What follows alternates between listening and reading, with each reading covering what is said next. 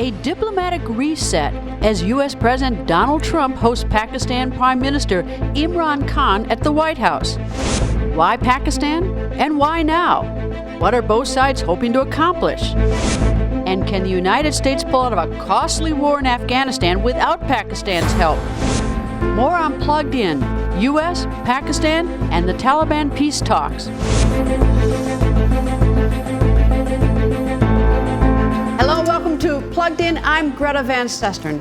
New territory for Pakistan Prime Minister Imran Khan as he visits Washington for his first official visit to the United States. He was welcomed at the White House by U.S. President Donald Trump. It was the first ever meeting between the Pakistan Prime Minister and President Trump. Their goal is for increased cooperation for both nations in the hope of stabilizing a region that's been ravaged by war. Khan wants financial assistance. Trump wants American troops out of Afghanistan. Plugged In, Steve Reddish has our report. Pakistan Prime Minister Imran Khan is seeking to restore U.S. aid to his country. U.S. President Donald Trump ended that aid last year, saying that Islamabad was not doing enough to fight extremism. The problem was Pakistan, this is before you, Pakistan was not doing anything for us. They were really, I think, subversive. They were going against us. I tell you what, to be honest, I think we have a better relationship with Pakistan right now than we did when we were paying that money. Trump blamed the Obama administration for a lack of Pakistan's cooperation. I think Pakistan can do a tremendous amount with respect to Afghanistan. They didn't do it, and I don't blame them because they were dealing with the wrong president. Who knows? But I think Pakistan could have done. They're helping us a lot now. I think they could have helped us a lot in the past. Trump said the U.S. aid, amounting to $1.3 billion, could be restored to Pakistan depending on what's worked out, he said. He wants Pakistan's cooperation on reaching a deal with the Taliban to end the war in Afghanistan and withdraw U.S. troops from there after almost 19 years. I think Pakistan's going to help us out to extricate ourselves. We're like policemen. We're not fighting a war. If we wanted to fight a war in Afghanistan and win it, I could win that war in a week. I just don't want to kill 10 million people. Khan said there is no military solution in Afghanistan. I feel, and I think we will discuss this, it's the closest we have been to a peace deal. And we hope that in the coming days, we will be able to urge the Taliban to speak to the Afghan government and come to a settlement, a political solution. So far, Taliban leaders have refused to negotiate directly with the government in Kabul, calling it illegitimate and a puppet of the United States. The group has met with U.S. representatives for 7 rounds of peace talks. Negotiators claimed progress in the latest round of talks that began June 29th in Doha. But at the same time, a Taliban attack in Afghanistan killed 25 people. Steve Reddish, VOA News, Washington. Given the long list of items for discussion, how much room is there for meaningful negotiations between the two nations? And what does the United States really want from its meeting with the Pakistan leader? For more of the meeting between the two leaders, we are joined by VOA White House Bureau Chief Steve Herman. Steve, what is it that the United States is looking for in an agreement with the Taliban? Well, the main thing they want is for American soldiers in Afghanistan not to be targets anymore of the Taliban, for terrorist attacks to stop against the infrastructure of Afghanistan, and find a way that the United States can pull out most, if not all, of the remaining forces in the country and not have the Taliban overrun the government in Kabul. One of the things that we understand that they want is to make sure that the Taliban assured that Afghanistan did not continue to be sort of a fertile ground for launching attacks against other parts of the world, against the United States, against Americans. Is there any movement on that? Well, there are a lot of very encouraging words from Imran Khan, who many in this town see as a refreshing face coming from Islamabad as the relatively new prime minister of that country. But there's also a lot of skepticism that we've heard very encouraging words and promises from the Pakistanis for many, many years, and when push comes to shove, nothing really changes. Well, Imran Khan has only been prime minister for about a year. The Taliban and the agreement we're talking about is in Afghanistan. Taliban is also in Pakistan, where Imran Khan is the prime minister. What, if anything, can Imran Khan do? Yes, we have to remember, is a civilian leader of the government. The military apparatus, which operates with some degree of autonomy in Pakistan, is very powerful, as is the intelligence agency, the ISI. And then you have the border regions in Pakistan, which are basically lawless. And Imran Khan, talking about that here in Washington, has said he's tried to repeatedly warn people that for the Pakistani army to go in there and try to assert control would only be a disaster. Well, we're in a minute going to go to Pakistan and find out the reaction to this statement by the president. But the president did say something in the Oval Office that has been making headlines, is that he could win the war in a week, but he didn't want to kill 10 million people. What's the reaction at the White House to that statement? Well, it's another one of the statements that the president made that people here wish he did not make. It certainly doesn't improve the image of the United States with some of the elements in Afghanistan. Hamid Karzai, the former president of Afghanistan, has been speaking to VOA's Afghan service about it and basically saying it was a terrible comment, and the U.S. should have never been in his country in the first place and should get out as quickly as possible. Over the last approximately 19 years of this war, Steve, there's been talk about, when you're talking about the Taliban, the treatment they have of women and whether or not that would ever be part of any negotiations. And the women in the Taliban are treated very harshly by the Taliban. Is there any discussion? Does the topic of women seem to bubble up to the top discussion these days with this negotiation? I don't think it's bubbling up to the top. It is definitely a concern, and I've spent some time in Afghanistan, traveled around the country, and the consensus is that any territory that is going to be under the control of the Taliban is going to have that ultra-conservative attitude towards women in that country. Well, the conversation that the president had openly in front of the press with Imran Khan was vastly different than his tweet of about 18 months ago, in which he said they've given us nothing but lies and deceit. And he sort of echoed that again in the speaking with Imran Khan in the Oval Office. But he said that's changed. How's that changed? Well, I think because Imran Khan used the force of his personality, stressed that he was someone who also used his celebrity and wasn't part of the conventional political system in Pakistan.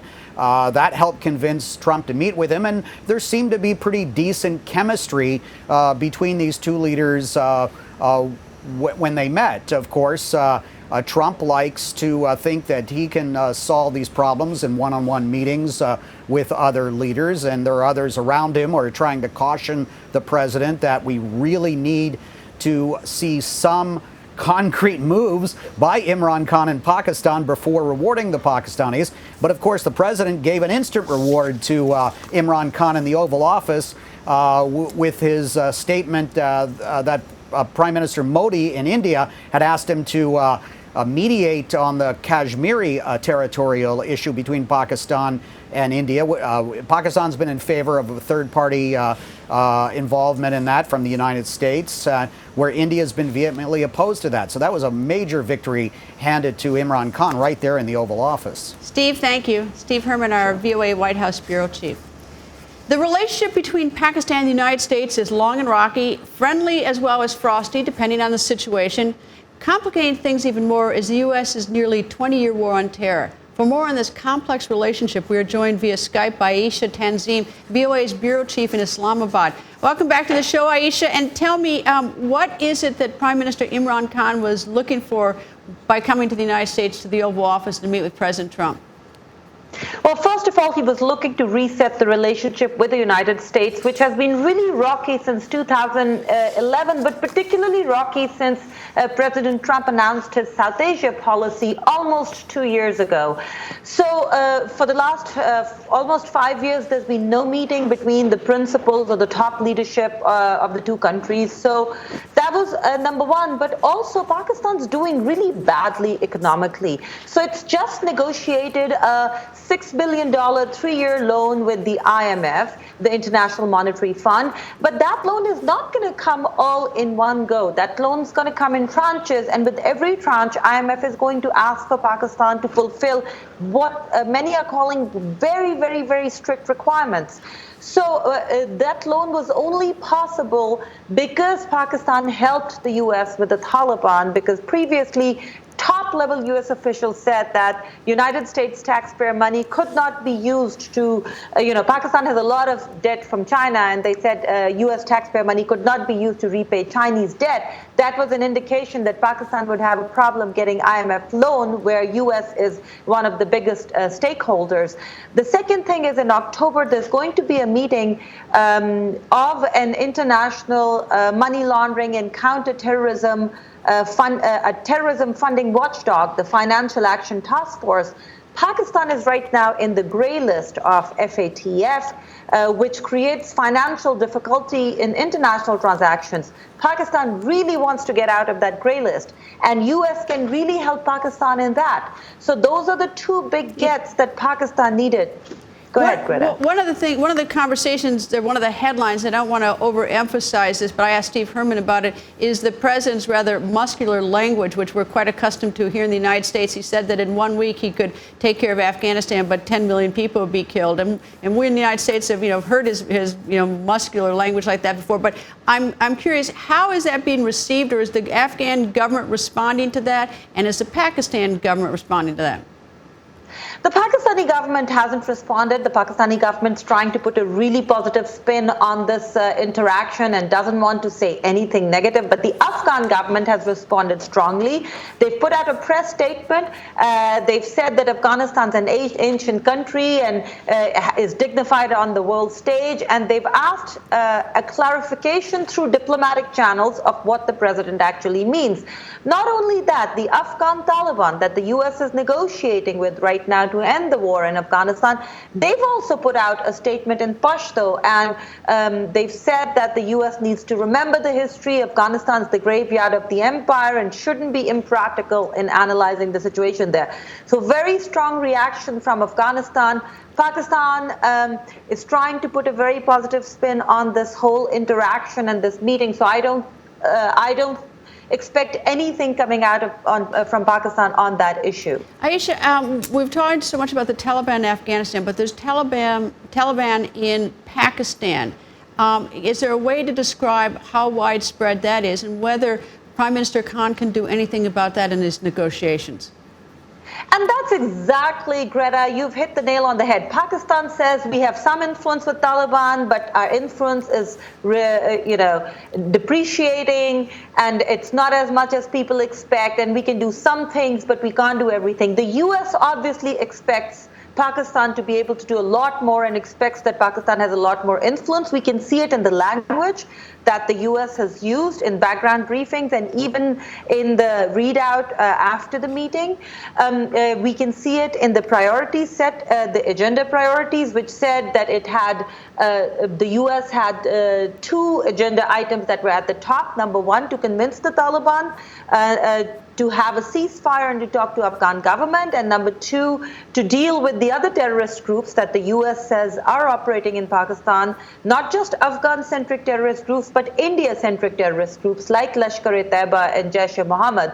And the fact that in the White House, there was a bigger luncheon with delegations from both sides, but there was a smaller meeting with a very few people from both sides, and that included Pakistan's Prime Minister, Army Chief, and DGISI, the head of intelligence.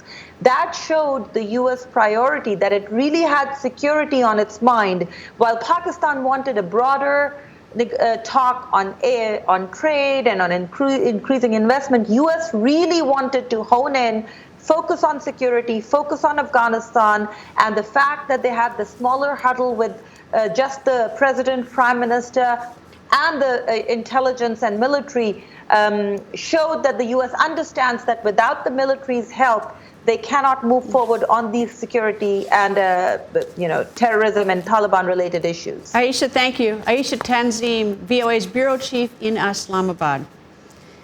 And in Doha, the capital of Qatar, negotiations between Afghan and Taliban officials on a so-called roadmap for peace appear to be making progress. But is it enough to end 18 years of war?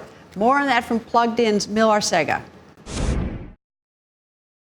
At a two-day meeting of more than 50 Afghan politicians, Taliban officials, and civil activists, One participant told VOA that traditionally ultra-conservative Taliban attitudes may be changing. I feel their attitude has changed, and they are ready to talk to women. Last night at dinner was the first time I met with Taliban representatives, and some of the envoys came to talk to us. But senior Taliban representative Mullah Abdul Salam Zaif tells VOA that Taliban leadership will not accept decisions imposed on the group regardless of political or military pressure. The world community, including the government, including their alliance, they used all their best in the pressure in Afghanistan, but they are defeated.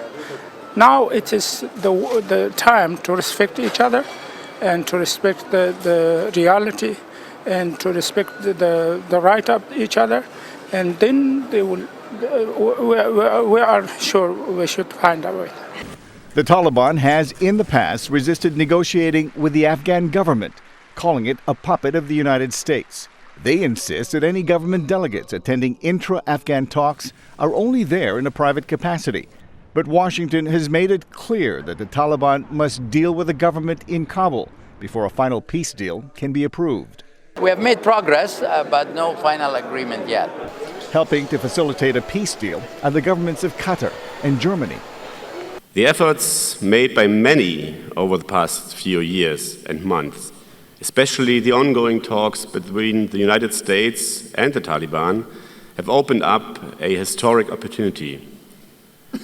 But as important as those talks are, they cannot be enough. Dialogue has to turn into a meaningful negotiating process. But even as rival groups discuss ways to end the 18-year war, there's a renewed sense of urgency for lasting peace following a Taliban attack July 7th in the Afghan city of Ghazni, which killed 14 people and wounded more than 180, a third of them children. Millar Sega, VOA News, Washington.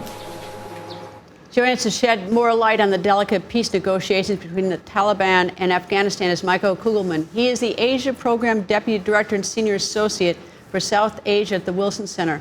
Mr. Kugelman is a foreign policy expert on Pakistan, India, and Afghanistan. Thank you for joining us, sir. Thank you. Is there, looking at sort of big picture, is there a way to compare and contrast the Trump administration approach to Afghanistan and the Taliban and the previous administration, President Obama?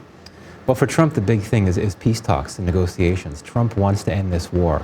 Obama wanted to end the war as well, but Trump wants to end it even more. So that's why he's really doubled down on this objective of getting a real peace process going. And he's had Zalmay Khalilzad as essentially his man to try to do everything possible to get the deal that will allow Trump to pull troops out of Afghanistan. And I would argue that getting a deal in Afghanistan is probably Trump's core goal in South Asia right now. Well, it seems to me that one of the difficulties, if I were sitting in the Oval Office or even our Prime Minister of Pakistan, that would have is that in trying to negotiate a settlement between the Taliban, you have to have a centralized government. I mean, there's no centralized government of the Taliban, so who do you talk to? That's number one. That's the number one problem. The other number two problem is that the agreement needs to be made with the Afghan government, and the Taliban as a whole sees the Afghan government as simply a puppet of the United States. So how do you go about trying to resolve this?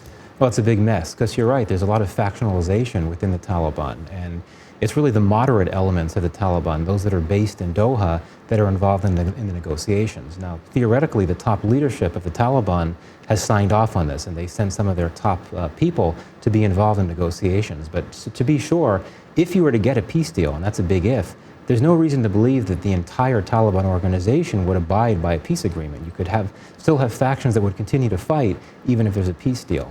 How big is the Taliban? We say the Taliban all the time. I mean, how big is it in Afghanistan? How much is it bleeding into Pakistan? If an agreement is resolved in Afghanistan, how much then goes back over the border into Pakistan? Yeah, well, I mean, essentially the top leadership of the Taliban is based in Pakistan, but the organization is quite large, and I think the U.S. government tends to understate the numbers. I mean, you hear 20,000, 30,000, but I think it's actually more like 40, 50,000 Taliban fighters, which, of course, may not sound like a huge number, but that's not small. Is it significant that Prime Minister Khan came to the United States? Is that a significant step forward?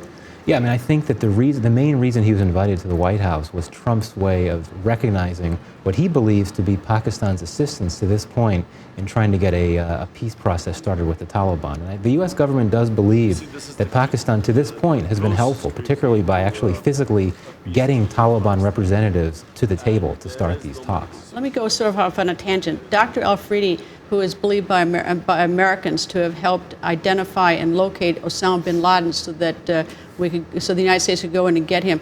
He was picked up subsequently after helping the United States. He's been held in prison in Pakistan. Many Americans believe that he should be released and maybe permitted to come to the United States. Is Dr. Al-Afridi part of the discussion now? I mean, I'm sure that Trump brought Afridi up in his discussions with Imran Khan. I don't think it was a big part of the conversation. But Trump has mentioned Afridi before, and what's important is that those close to Trump, those that have his ear, such as, for example, Senator Lindsey Graham, bring up the Afridi issue a lot. I don't think Pakistan is in any hurry to release him. They view him as a spy, to be sure. But for Trump, he would derive major political benefits of getting Afridi released, because he could essentially say to his political base, well, look, I freed the guy that helped us track down Osama bin Laden, but I just don't think Pakistan is ready to release this person. When I was in Pakistan a number of years ago, Secretary of State Hillary Clinton, and she was announcing $7.5 billion in the Kerry Lugar bill of economic aid to Pakistan. And when she arrived in Pakistan, it was thought that it would be received well. But I remember people saying to me is that the Pakistanis were upset because the United States was going to give this aid, but then wanted to know where it was, what it was being used for, and they saw that as strings attached, and they were sort of, at least the ones I spoke to, resentful towards Americans and their largesse of giving them money. Mm-hmm. What's the Pakistani sort of man on the street view of the United States? Yeah, I mean, Pakistan, there's a lot of anti-American sentiment in Pakistan, and I would argue that it's against U.S. policy, not Americans per se, but yeah, even the fact that the U.S. tripled its civilian assistance to Pakistan in the Obama period, that didn't go over well among many Pakistanis. They thought it was essentially a big bribe to buy off Pakistan, to get Pakistan to do the things that the U.S. wanted it to do, such as go after terrorists more robustly, help the United States in Afghanistan, and so on. There actually were no strings attached to that civilian assistance. It's actually somewhat of a misconception that Pakistan sort of put out that narrative. There were no strings attached to that. The security assistance had strings attached, but the civilian aid was conditions-free. In looking at what the United States, and looking at the negotiations with the Taliban, one of the things that I don't hear about, I hear about the ceasefire. They work with the Taliban talk to the Afghan government. One of the things that I don't hear about now is the atrocious treatment of women by the Taliban. Is that just not part of the discussion now? Because it used to be part of the discussion. It's a terrible shame, because we all know the Taliban's record when it comes to women. The Taliban claims that it's different now, that it sort of projects itself as the Taliban 2.0, treats women better and all that, but the areas of Afghanistan now, and there are quite a few, that are under Taliban control, from what we hear of those that manage to get in to see how things are going, treatment of women doesn't sound to be any better than it was in the 1990s when the Taliban ran the country. Michael, thank you very much. Michael Kugelman, who's the Asia Program Deputy Director at the Wilson Center. And it's been almost 20 years since the U.S. began the war on terror, and the Taliban in Afghanistan have been a major focus of that war effort.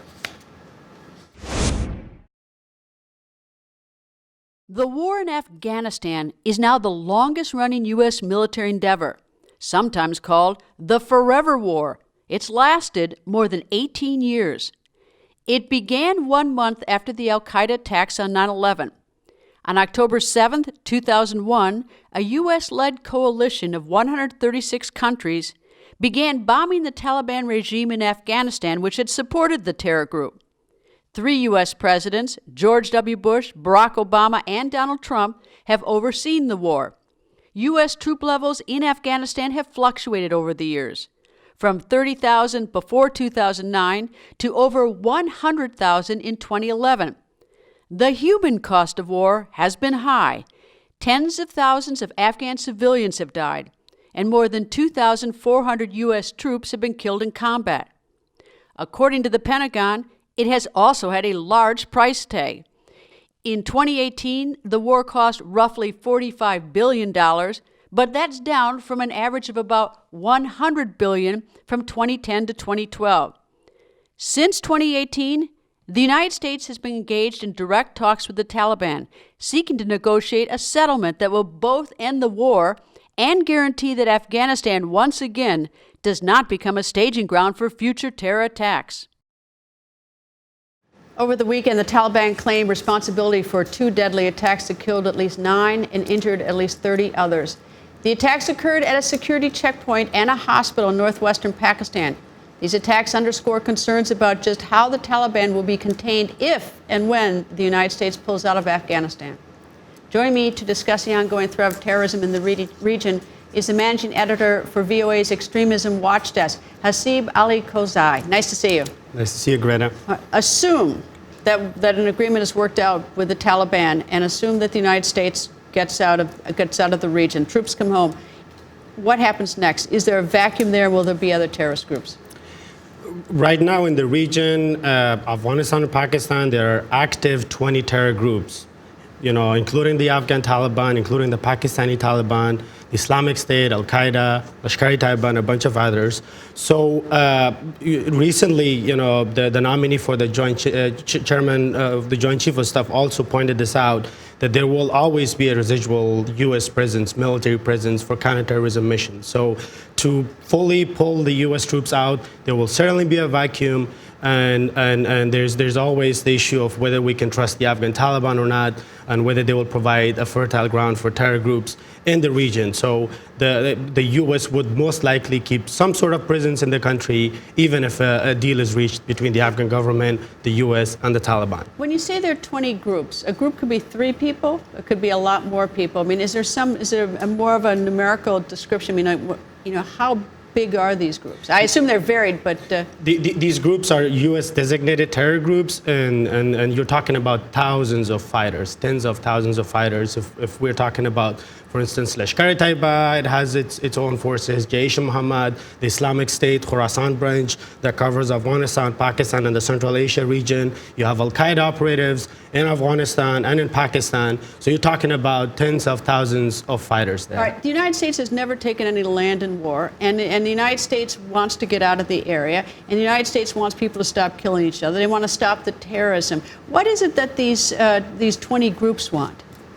They are basically, some of them are insurgent groups, but most of them are terror groups. And what do they want? They just want to drag U.S. and the Western powers into long wars and basically drain them of their resources. That's basically they're taking the insurgency concept and applying it at the world stage. What they want to do is they initially want to start in rural areas, which is the third world part of the country or the global south, and they are carrying out terror attacks there and also against Western targets in an effort and hoping that the U.S. or the West will go after them. And once they do that, then it will be a typical counterinsurgency where the rebel groups, the militant groups, the terror groups will not use as much resources as the West would use. And that's basically their end goal. All right, with less than a minute left, is Pakistan getting ahead of the game on fighting terrorism within its border, its Taliban inside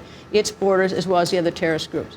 There's always the skepticism that Pakistan has been selective in cracking down on militants, going after militant groups that pose a security threat to the country and overlooking militant groups that pose a threat to the security of Afghanistan, the U.S. forces in Afghanistan, and India.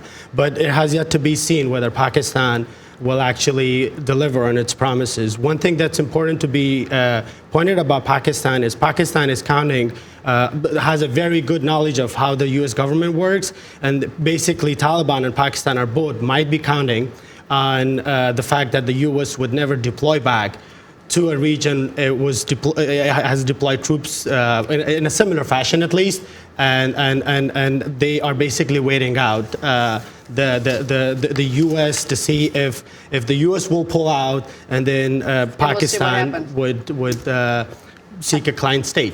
Hasib Ali Kozai, thank you very much, from VOA's Extremism Watch Desk. That's all the time we have for today. Stay plugged in by liking us on Facebook at Voice of America, and you can also like my Facebook page at facebook.com/Greta, and do follow me on Twitter @Greta. Thank you for being plugged in.